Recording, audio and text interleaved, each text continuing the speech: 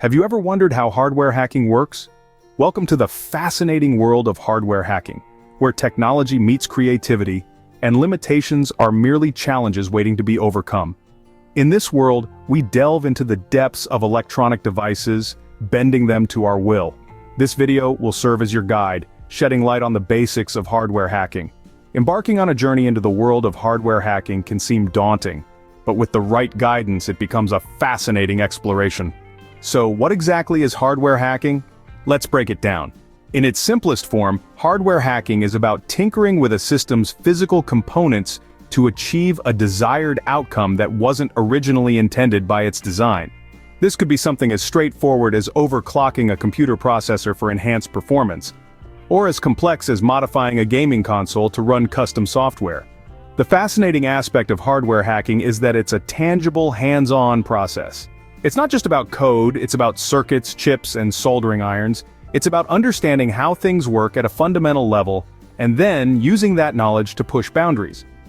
To put it another way, imagine you're given a car. You could drive it as it is, or you could tweak the engine, optimize the aerodynamics, and maybe even install a turbocharger to make it faster. That's what hardware hacking is all about. The key to successful hardware hacking lies in understanding the system's construction and operation. Now that we understand what hardware hacking involves, what tools might we need? Let's start with the soldering iron. This tool is essential in hardware hacking as it allows us to modify, repair, or even create our own electronic circuits. It's particularly useful when it comes to working with circuit boards, allowing us to attach and detach components with relative ease. Next up, we have the multimeter. A multimeter is a versatile tool that helps us measure various properties of an electrical circuit.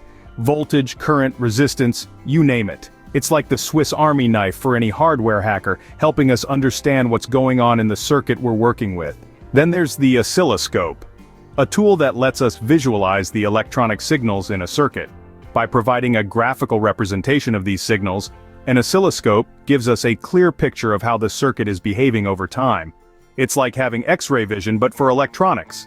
Lastly, logic analyzers. These devices are used to capture and display multiple signals from a digital system or circuit. They provide a deep insight into the operation of the circuit, making them invaluable for debugging and reverse engineering. Remember, the right tools not only make the job easier but also increase the chances of success. And with these tools you'll be well equipped to dive into the fascinating world of hardware hacking. Let's apply these concepts with a simple example. Picture a common household item, say a digital alarm clock. The goal? Make it run faster than it's supposed to. Now this may seem like a strange endeavor, but it's a great way to dip your toes into the world of hardware hacking. The first step is to understand the system's operation. Open up the clock and take a look. You'll see a circuit board, some wires, a power supply, and a tiny quartz crystal. This crystal is the heart of the clock. It vibrates at a constant frequency, dictating the pace at which time ticks on your clock. Now on to the fun part, manipulation. Remember, this is where your tools come in handy. For this task, we'll need a soldering iron and some capacitors. Here's the plan. We're going to add a capacitor to the circuit. Capacitors store and release electrical energy, and by adding one to our circuit, we can change the speed at which the quartz crystal vibrates. Now, be careful with the soldering iron, it's hot. Solder one end of the capacitor to the quartz crystal's connection on the circuit board and the other end to the ground. Once you've added the capacitor, it's time to test the clock. Plug it in, set the time, and watch as it races ahead. Congratulations, you've just hacked your first piece of hardware. Of course, this is a simple example.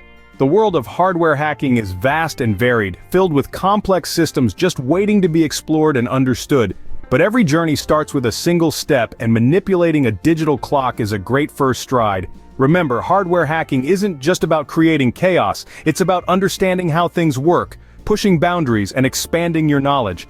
It's about asking questions and seeking answers, about curiosity and creativity. As you can see, with some patience and the right knowledge, hardware hacking can be a very rewarding endeavor.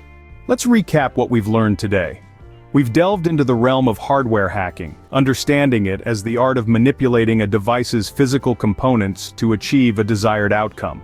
We've discussed the essential tools of the trade, from screwdrivers to oscilloscopes that aid in disassembling and analyzing hardware. Most importantly, we underscored the importance of understanding how a system operates before attempting to hack it.